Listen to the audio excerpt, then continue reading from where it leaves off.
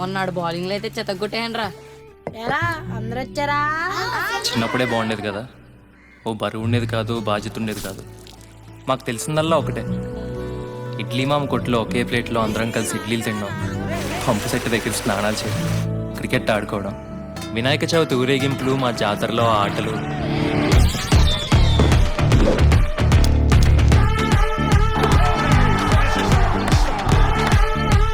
బజ్జీలు బజ్జీలు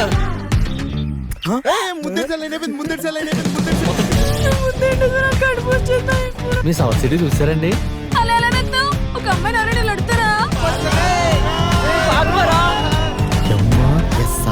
ఈ రోజు నుండి నువ్వు నా చెల్లివి. ఫ్లేమ్స్ చెప్పింది కదా.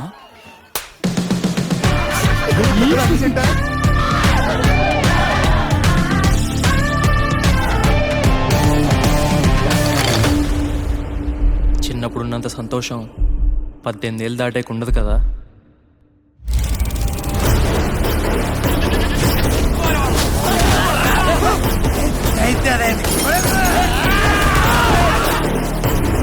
మట్టి